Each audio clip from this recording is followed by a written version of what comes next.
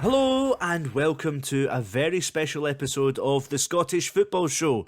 In the first of 3 standalone podcasts this month, we're celebrating the incredible achievements of Scottish sides reaching European finals, with 3 clubs all celebrating milestone anniversaries this year. First up, it's Aberdeen. It's been 40 years since the Dons lifted the European Cup Winners' Cup on the 11th of May 1983. Who did they beat? Just Real Madrid, 2-1, in Gothenburg. Laura and Finn spoke to Scottish football legend, avid Aberdeen supporter and author of Glory in Gothenburg, Richard Gordon. Huge winning in the middle. That is a magnificent goal for Aberdeen. Aberdeen have won the European Cup Winners' Cup. Sweet dreams are made of these. Aberdeen have won perhaps their greatest victory ever. Alex Ferguson dancing and took up the light in the track, and well he might. It's I'm proud of them. I mean, it's their day. It's their day. They played like champions. Unbelievable. But only as their open-top coach neared the city centre did the Dons begin to realise the impact their win had had on Britain's oil capital, which had literally dried up for the afternoon. Welcome to the show, Richard. Thank you very much. And of course, welcome Finn as well. Hello. Before we get into the football, let's get a bit of context. Finn, I'll start with you. Where were you? What were you doing in 1983? I wasn't actually born. I was -2 at that point. I was born in 1985. So, sorry.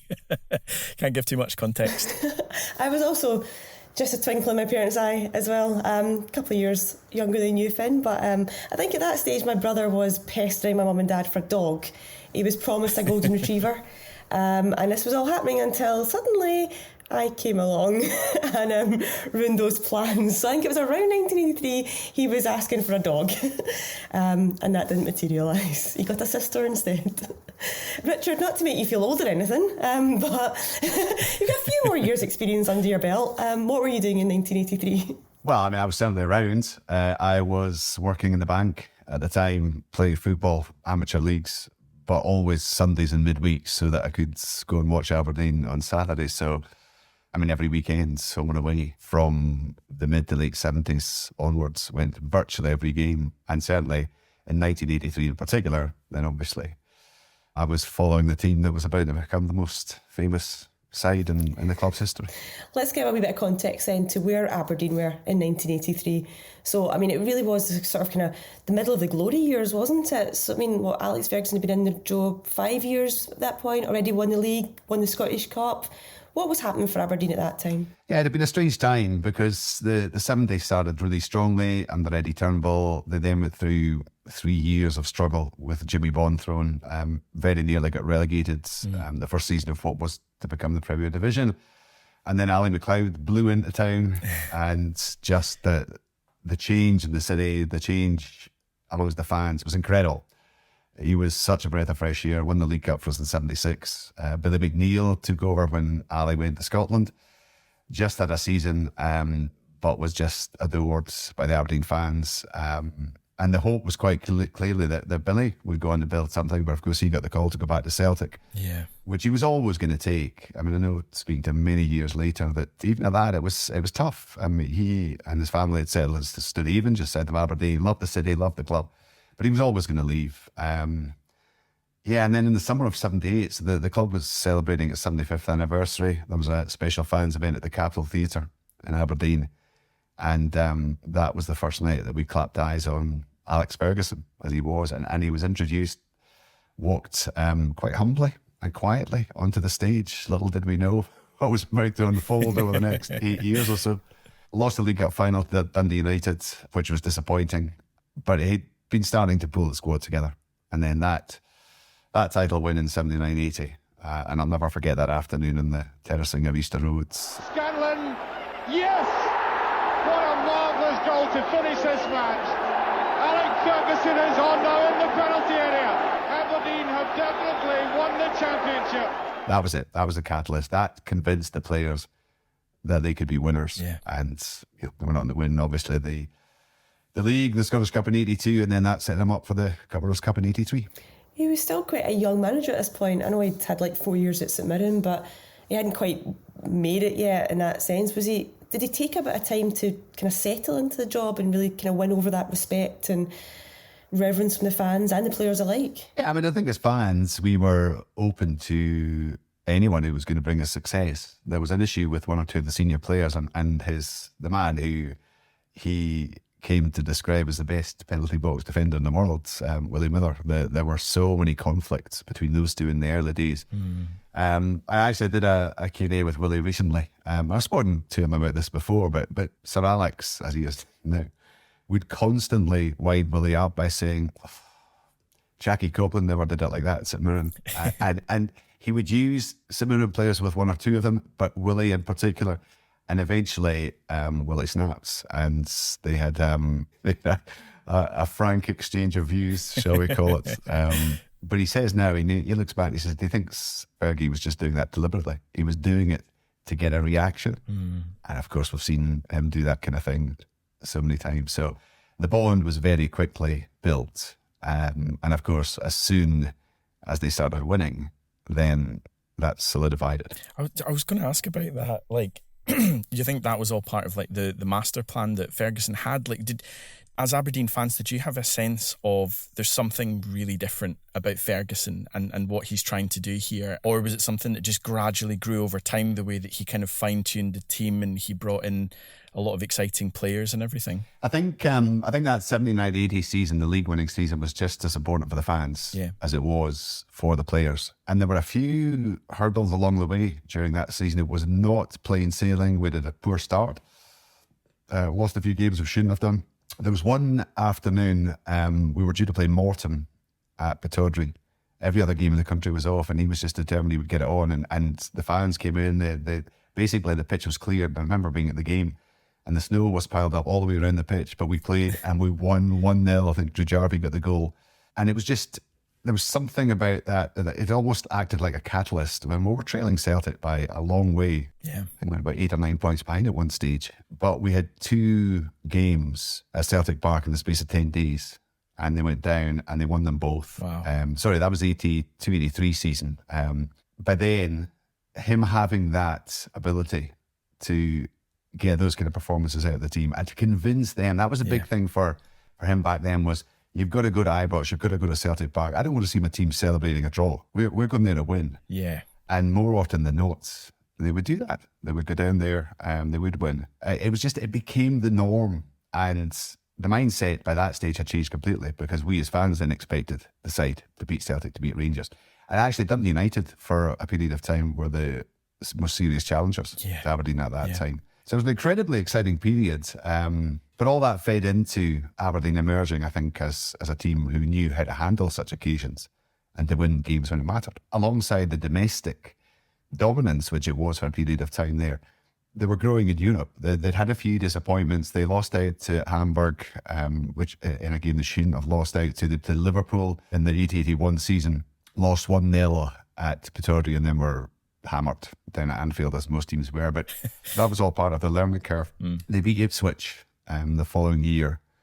I mean, that was just one of the most special nights. Not quite Pittodrie's greatest ever night, but it was one of them, because Ipswich were a wonderful team at the time. Yeah. So when you were starting to see the team taking on and beating some of the best teams in Europe, you thought, hey, we've got a chance here.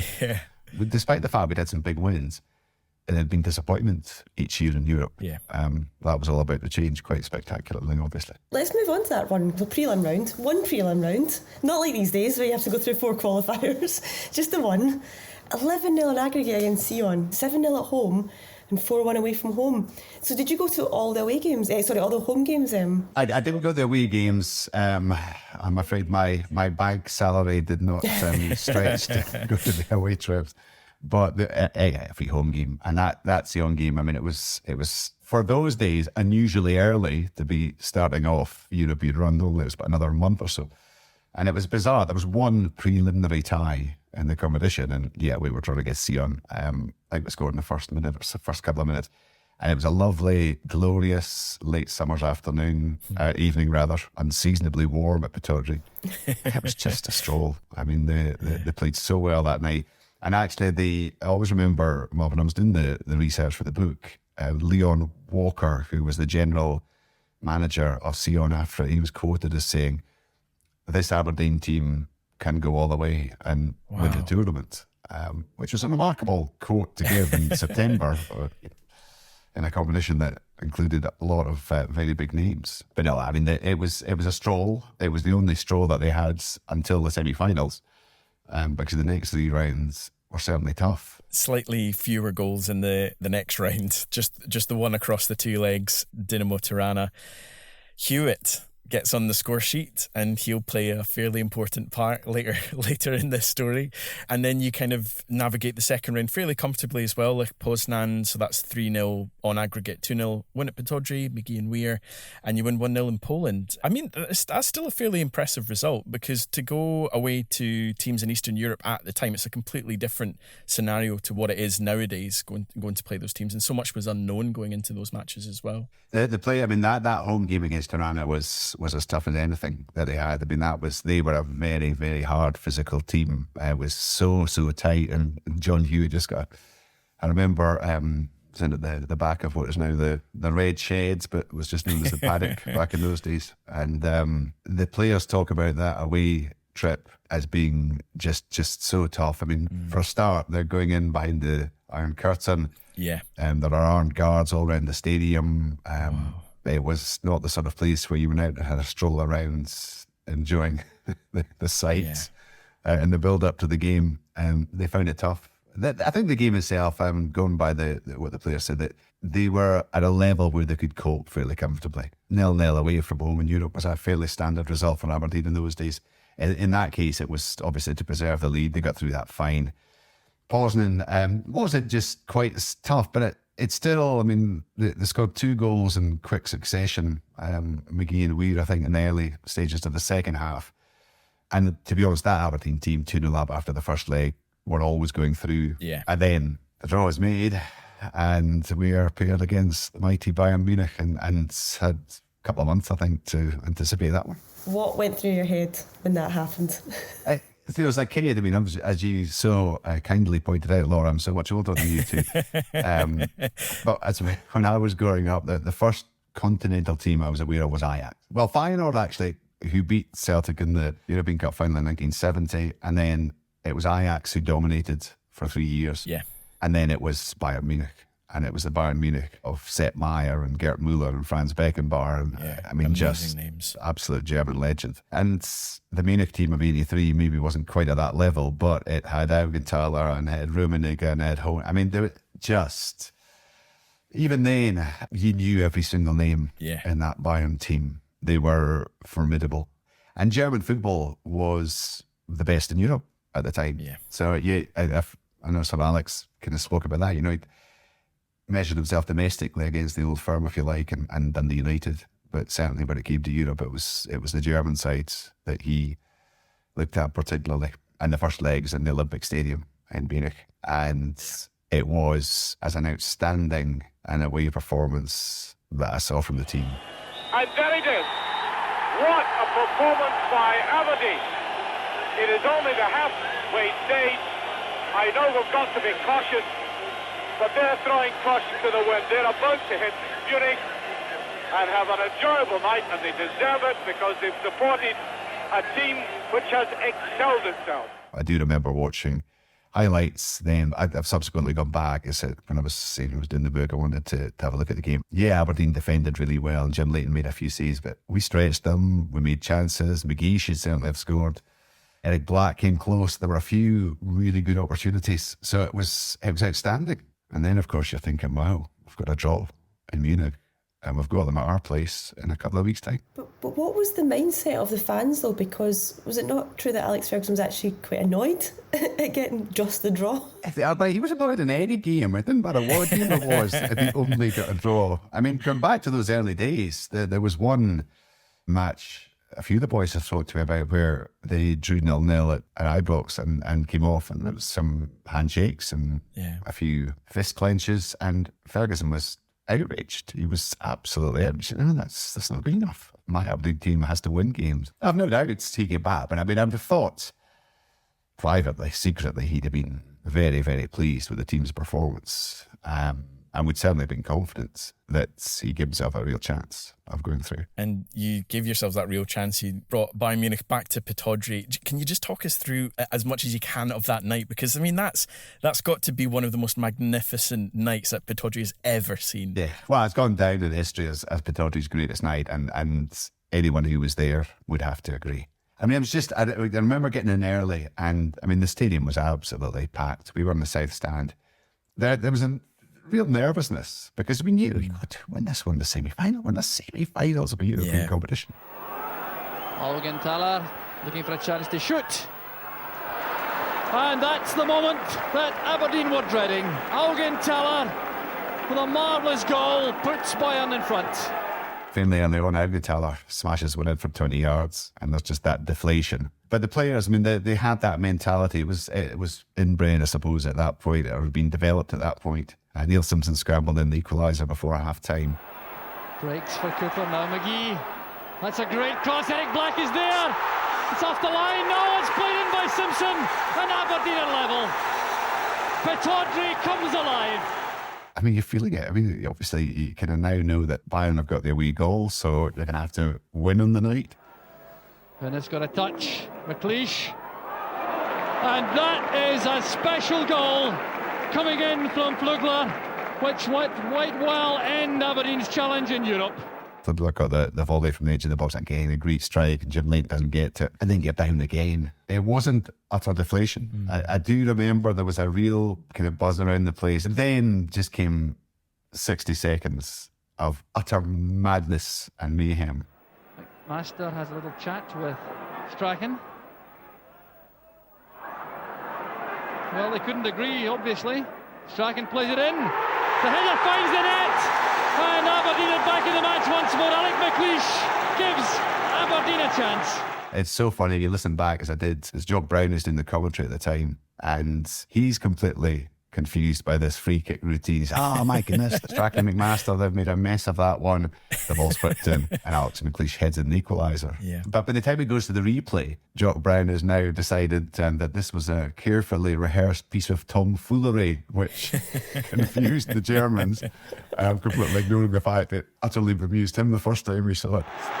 What a great goal it was. Now just watch this free kick, and if you think for 1 minute that Strachan and McMaster were in any kind of confusion, you're wrong. They were doing this quite deliberately with a carefully rehearsed piece of tomfoolery to deceive the German defence, and it worked. So big Alec heads in the equaliser, and then they've showed the replay obviously on the telly, and then the camera's still focused on Alex. Meantime on the pitch, John McMaster's moving up from left back. He's hit this long 50-yard diagonal, and the camera's still panning Alex, and you see Alex's head just turning as he watches the flight of this ball. And then the camera finally cuts to Eric Black with a header, and Muller just pounds it out, and John Hewitt comes in, and again, it's at a time, but if you look back now, and Johnny's spoken to me about it, his left foot actually slips, and he very nearly misses the ball. He only just makes contact, and he scrambles it over the line. The flight's just going mental. So Alec McLeish picks up only his second goal of the season, but it gives Aberdeen the urge to force the pace in the last 13 minutes. Can they make it? There's Eric Black. The goalkeeper knocks it out. It's in the net, and Aberdeen are in front. John Hewitt. Pittodrie goes berserk. John Hewitt's been on the field 2 minutes, and he's scored the goal which might make European history for Aberdeen. And off the back, I always remember my late dad, who I love the game, comes from him, I love the team, comes from him. And when the side stand, I remember just looking around, and he was standing up on his seat, just giving everything. And Here We Go was the song that was sung at the time. Yeah. I was just standing up there going mental, and I just stood and just couldn't believe what I was saying. And then very quickly you're thinking, God, geez, now we're in a position to win this. Yeah. It becomes more real, doesn't it? It does. Later on it becomes. Suddenly you've later in got the something game, to hold on you're to. like, oh no, now it's realistic and now I'm nervous. I'm still like this to this day, and especially big games, cup finals, whatever. Not very often, Aberdeen are there, obviously. If you're trailing or if it's still 0-0, I'm okay. The moment you actually go in front, that's when the panic sets in, and that was certainly the case that night. But the boys, they were fantastic, and Willie he had Karl-Heinz Rummenigge, and it was just under control the whole night. I don't think he had a sniff. And they saw it out, and it was just incredible. The 45 minutes of the second half are now over. We're into injury time, and the Aberdeen supporters now beginning to build up a chant. It's already taken. The final whistle goes. Aberdeen have won perhaps their greatest victory ever. Alex Ferguson dancing a jig of delight on the track, and well he might. After a performance which will never be forgotten by the 24,000 people inside the stadium, Aberdeen go through to the semi-final. To do it so late on as well, it's like Hollywood stuff, isn't it? And it's just watching them all kind of rushing off the bench and people on the pitch, and you watch the players, it's almost as if they're not quite sure how to celebrate. It's as if the magnitude of what they've just done really hasn't sunk in at that point. It was an astonishing night. I just feel so privileged to have had the chance to witness it and to be able to still... It's amazing, and you guys will be like this as well. There'll be certain games that stick in your memory, but I'm still even getting goosebumps now just thinking about it and remembering the emotions and the atmosphere on that night. It's amazing watching back the footage, the highlights of that game in particular, as someone who didn't watch it live and isn't an Aberdeen fan, but I get goosebumps watching that. Like there's as a football fan, there's something ubiquitous and beautiful about those moments when the romance punctures the norm, the status quo, because Bayern Munich were the favourites, one of the favourites for the tournament, definitely the favourite for the tie, and they weren't good enough to beat Aberdeen over 2 games, like over 180 minutes. And there's just something magnificent when, I don't want to quite damn it with the praise of David versus Goliath, because I think Aberdeen were far better than that. It was a much more even contest, and they made it an even contest. But the beauty of those moments as a football fan it's just wonderful to watch. So I can't even begin to imagine as an Aberdeen fan and being in the stadium that night what that must have been like. Just incredible. No, it was. I know exactly what you mean, because I've been fortunate enough to cover all sorts of big matches and cup finals and playoffs and deciders over many seasons, and you get caught up with the emotion of the fans around you, and also following other Scottish teams in European competition. I've always enjoyed seeing the other Scottish teams do well, but nights like that are very, very rare, and that was very, very special. Did you almost go into the semi-final feeling like, no matter what happens here, how can we ever top what just went before?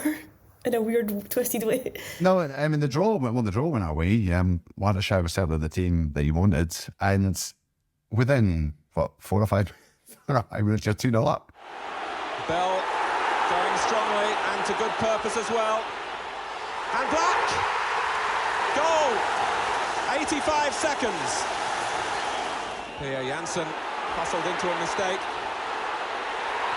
And a fine net's in! Neil Simpson, 4 minutes, it's 2-0. The celebrations have started at that, right? We're going to the final. And behind it, it was like scrubland, and it was a hill. And the guy beside me actually fell backwards. He was jumping about so much, and I fell, and he tumbled all the way down the bottom of this hill, down towards where the turnstiles were. And you go in and you win 5-1. It's incredible.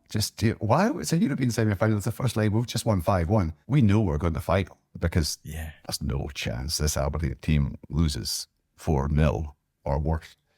So that was bizarre. It was absolutely bizarre. And Aberdeen have made full use of home advantage. A smile for a happy manager, Alex Ferguson. His side a large step nearer a place in the final of the Cup Winners' Cup in Gothenburg on May the 11th. No, Neil Simpson talked about this, and they were going into training the next day, and there's an old guy, and I can't remember the chap's name, but oh boy, he was always up on that training, and he was always just standing there, and they're all coming out. And typical Northeast, he was just sitting there, standing there, shaking his head, and Simi had gone past him, and he went, that goal we conceded, that could be coming back to haunt us. Come on, just 1-5-1. So my main task at that point was the very next morning to go into the bank, book my holidays, to ensure that I could go to Gothenburg, and also secure a way of financing the trip, which thankfully my boss at the time was a big Aberdeen fan. He arranged for me to get a personal loan. It was £400. And it was put through as for a carpet and a fridge. So I paid that a monthly standing order for the next 2 years to repay that. So that was quite nice. Every month as it came off my bank account, there's a little reminder. So, like, talk to us about Gothenburg then. Who did you go with? Like, what was the whole kind of occasion like? How early did you go over for the game? So, first of all, you got the second leg the same end, and they were all annoyed. They lost that 1-0, and it didn't matter. But they were so annoyed that they'd actually lost a game on the run. Yeah, Gothenburg. So we're going, and then word comes out that I've never flown. I've never been abroad at this point, and I've never been in an aeroplane. And I am terrified at the thought of flying. So when word comes out that P&O are putting on a ferry to Sinclair, this is just manna from heaven for me. And of course, back in those days, there's no online booking. So I remember sitting in the bank, in the wee office in the bank, just constantly dialing this number, P&O ferries, eventually getting through. And so I'd like to book on for the Gothenburg. The woman said, "Oh, it's sold out. It's full. Wow. There are no tickets left." So I had to fly because I wasn't missing it. Yeah. So there was just a group of our pals at the time. There were 4 or 5 of us who went over. So we went over on the Tuesday. And in typical Scottish football fan abroad, and obviously me, the first time I've ever been abroad, I mean, no luggage. It just went there. Got off the plane, and it was absolutely bucketing down. And it never stopped raining the whole 48 hours or whatever we were there. So actually, I remember going into a department store trying to find some kind of waterproof clothing. It kind of looked like an Adidas two-piece. Well, basically waterproof trousers and a jacket. Red, but it had 2 stripes rather than 3 on the side. So I wore that bloody thing the whole 2 days. I can't actually remember the night before. I do remember it was a very long, slow journey out to the stadium. We were all just heading out there. Everybody was just... So you got a ticket? You got a ticket, okay. Was that quite straightforward? The ticket was I can't even remember. I mean, I assume just bought it through the club. I can't actually remember that being any... Or unless it was it might have been, I suppose, the package might have been fly with match ticket included. Yeah. So there was no issue with that. I think we brought about 17,000. I mean, it was a big turn. There was hardly any Spaniards there. So getting into the game wouldn't have been an issue.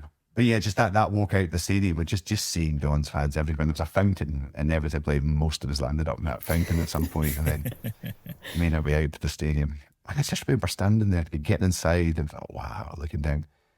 And the first thing it struck was the puddles all over the pitch. I mean, the pitch was, no way that pitch was playable. But yeah, it was a great atmosphere. I mean, it was fantastic to see all those Aberdeen fans there. And I don't remember being particularly nervous. I was aware of how big a moment this was. I mean, because I never imagined I would ever see my team play in the European final. Yeah.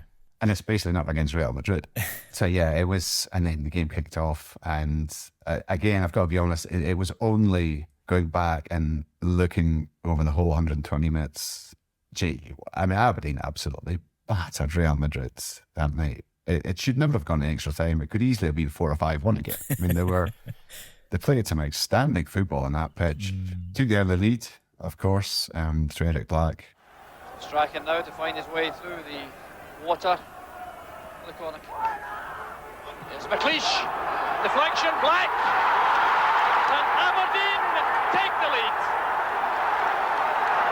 6.5 minutes into the match. And then gave away the penalty. Big Alex's pass back getting stuck in the water. I mean, these days, Jim Lane may well have been sent off for conceding the penalty. Certainly, it would have been up a few years ago until they kind of brought in the triple jeopardy or double jeopardy rule.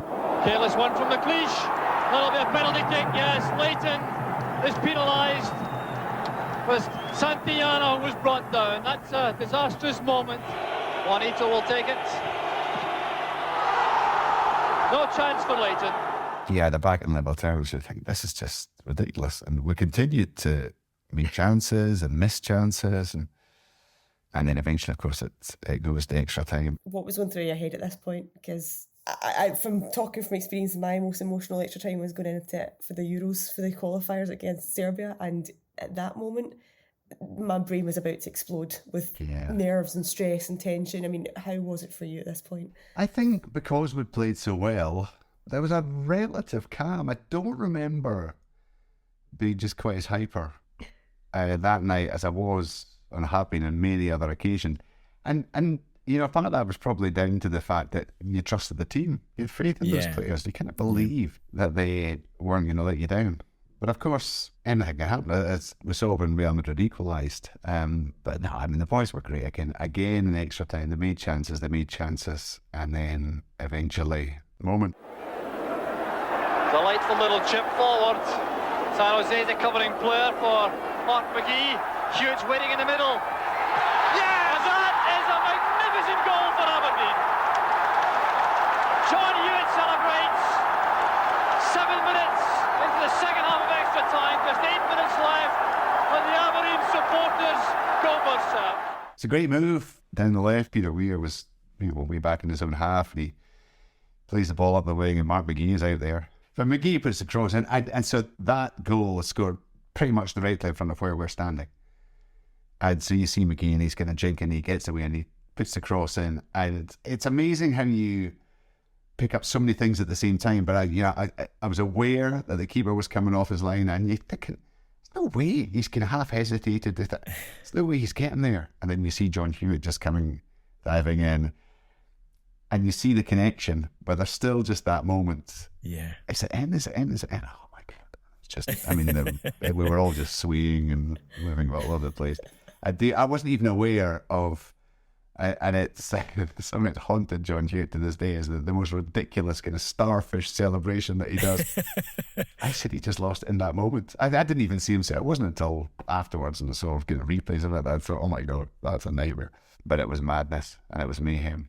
And then, of course, the team has to kind of, right, okay, we need to see this out now. And they were doing so up until the fact that, so it's Willie Miller gives away a free kick, which, of course, he to this day says was never a free kick, about 22 yards out. And they try to take it quickly and they make a mess of it, but the referee wasn't ready, so he says, you take it again. When the fullback comes up and he hits this, and it whistles past the wall, and you know it looks like it's on target. Jim Leighton kind of dives across and the ball just goes past him. And it's just, I mean, it all happens so quickly, but it's almost like time stands still and you're literally just waiting for that ball to nestle in the net. Yeah. And then I just remember seeing it skipping across the puddles beyond the far goals. And that was it. At that point, Brian Gunn's down praying. I always remember that. Dear God, please don't let him score. Wonderful. Last chance indeed. There goes the final whistle. Aberdeen have won the European Cup Winners' Cup. The final whistle goes, and wow, just incredible. And it seemed to take forever to get everything organised. It wasn't the big gala ceremony that it is these days. It was a wooden table that was carried out on the pitch, and it was a general secretary, whoever it was, of UEFA at the time. It was an Italian, and he wasn't for handing this bloody trophy over. Willie Miller was desperately trying to get it off him.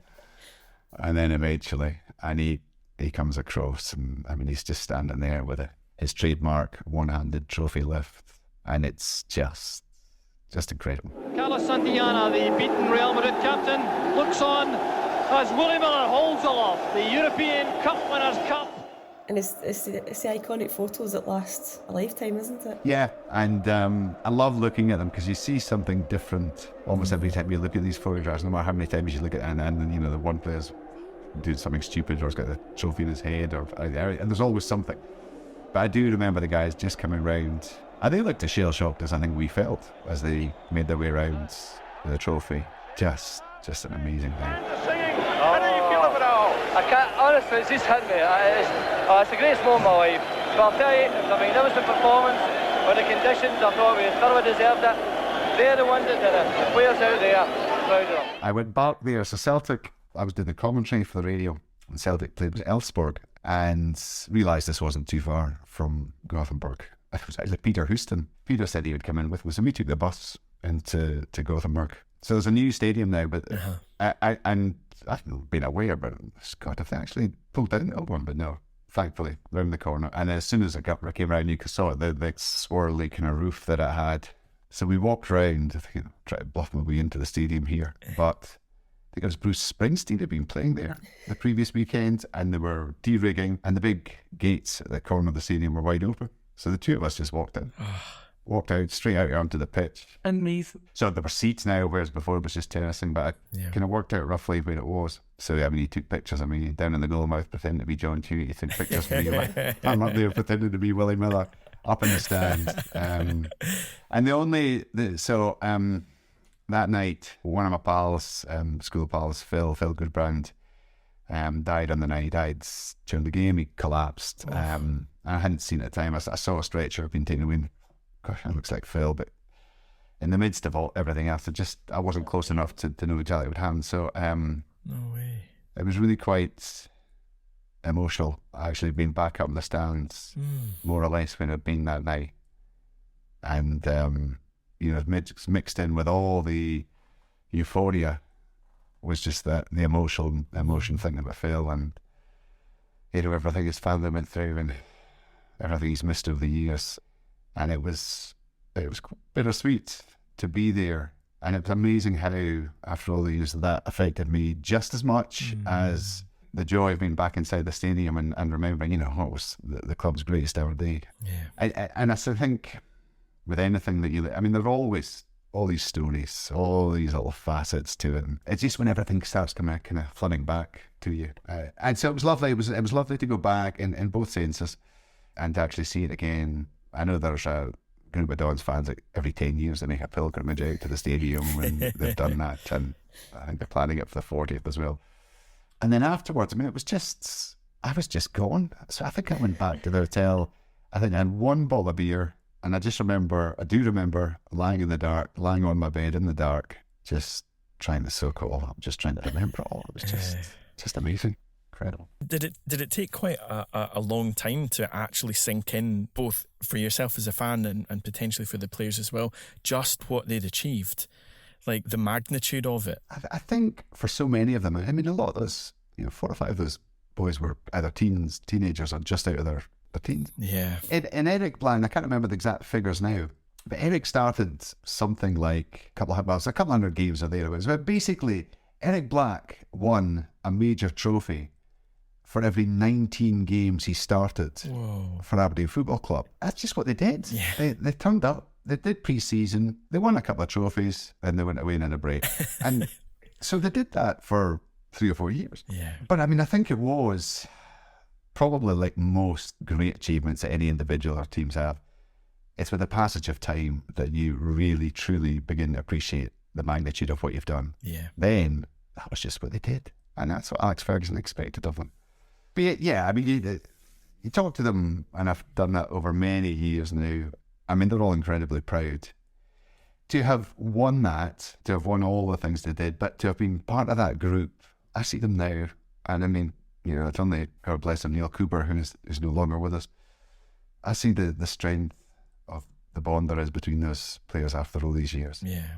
And I've been in done lots of events with them, and you know what? Whenever you see the group of them get together, you step away. Because you know that's their inner sanctum. You leave them to it, and it's lovely to chat to them individually, to hear some of the stories, and to do it with little groups.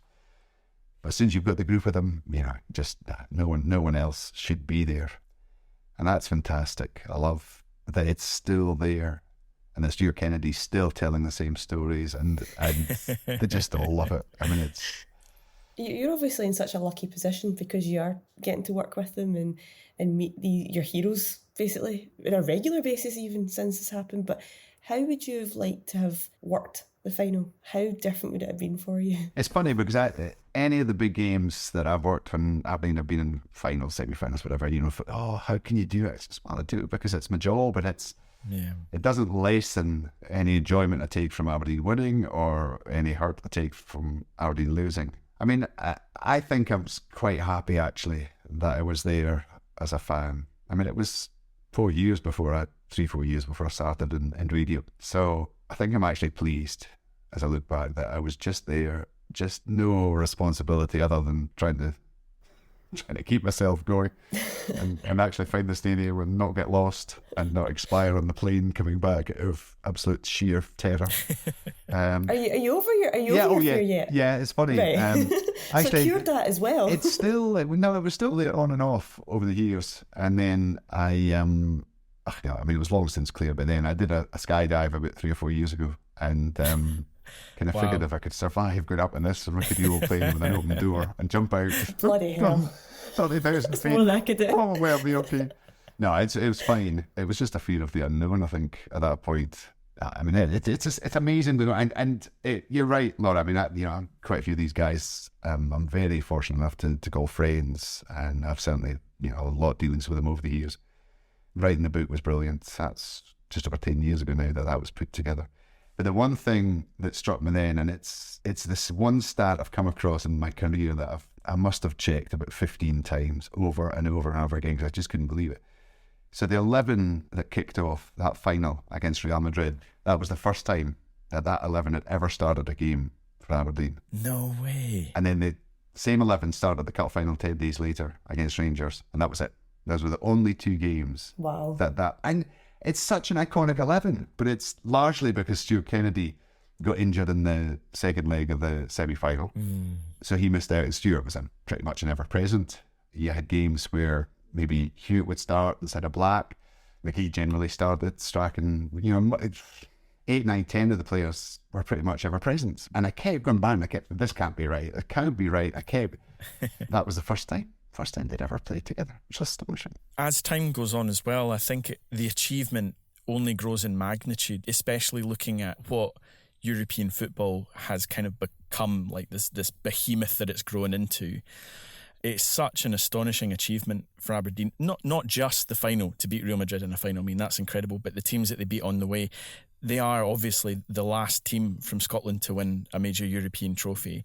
And one of my favourite stats, no one has beaten Real Madrid in a European final since this match. And they've been in 10 European finals since then. So it's an astonishing achievement that Aberdeen did that night. Yeah, I mean, that's remarkable. You wouldn't have imagined that 4 decades later that would still be the case. And that just, it shows what Sir Alex had built and the belief that those players had, both in themselves, but in the manager. I mean, I know they watched Real Madrid before the final, and although he didn't say so publicly, he said to Dick Donald, the chairman, "Oh, we're going to win this. We are going to win this." And you can understand why the unshakable self-belief was there, because generally they did win. They were such a dominant force at the time. And I have come across so many people, you kind of chat with this. It sounded like when the book came out, we're kind of doing signings and stuff and interviews, and the amount of people you speak to and you say, "Oh, were you over in Gothenburg?" But, "Oh, no, I couldn't get off my work," or "I had an exam the next day," or "My brother went instead of me." And it's so many people. But so many folks said to me, "I just thought I'll go the next time." Now, we did get to the semi-finals the next year and lost out to Porto. No. But, I mean, that never crossed my mind. The moment we went 2-0 up against Watershire in the semi-final, that was it. I was going to Gothenburg, and nothing would have stopped me going. But that showed the mentality that there was then. We've done it once, we'll just keep on doing it. It feels like so different to nowadays. I don't think anything in Scottish football nowadays I'd say next time. In any form of Scottish football. I'd never take anything for granted like that. And it must be a huge regret for those who were around at the time and who just chose not to go. And so many things have kind of summed it up over the years. My oldest son's a Dons fan. And so we beat Copenhagen 4-0. It was the only game we won in the group, but we got through somehow and ended up playing Bayern Munich. And then there was a 2-2 drop to Tawdry, and then that's right. We lost 5 out in Munich. But he said to me, after that, I remember talking about it at one point in the years since, Jamie Smith scored a couple of goals that night, Richard Foster scored. But I remember Keith was saying to me that was his Gothenburg. Yeah. I went, come on, we're beating Copenhagen in a group stage matchup. But that it kind of brought it home to me. That's as good as it's got for him as a Dons fan. And he's now 33, but that's as good as it's got for him. Yeah. I watched my team beat Real Madrid in the European final. So, I mean, you just can't beat it.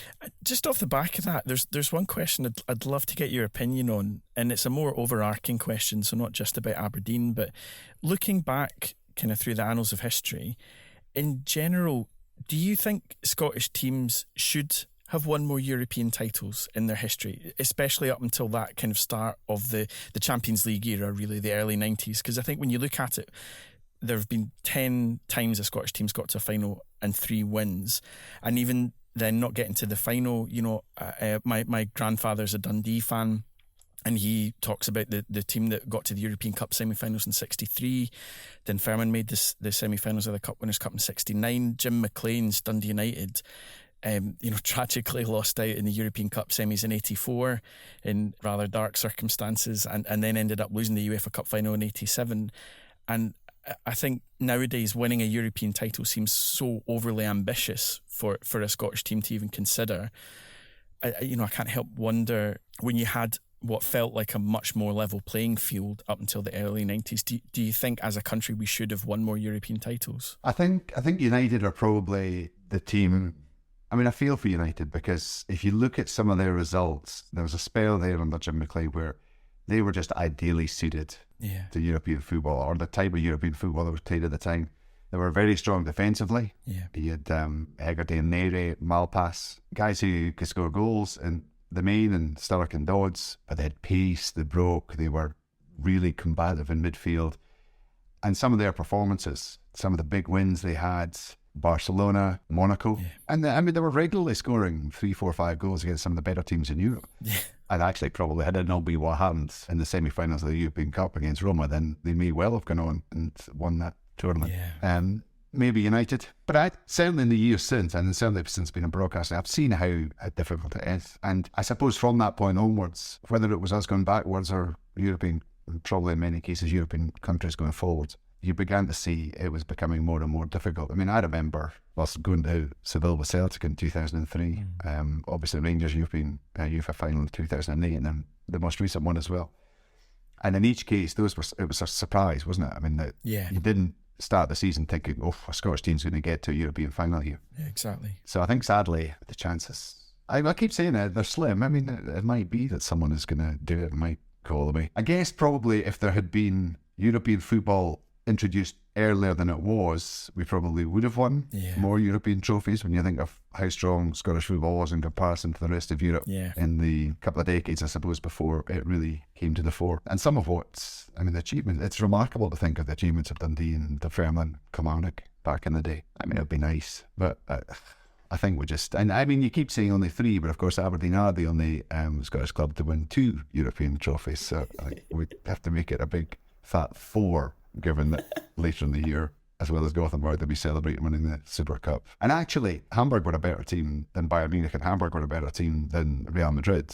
And to beat them over 2 legs was quite an achievement. That was the team with Kevin Keegan in it, and they were kind of a bit of a superstar, all-star team at the time, weren't they? So they'd beaten Aberdeen a couple of years previously, but no, they were a very, very good. And again, they went out and they drew 0-0 in Germany, and then beat them 2-0. Yeah. And that was a great night as well.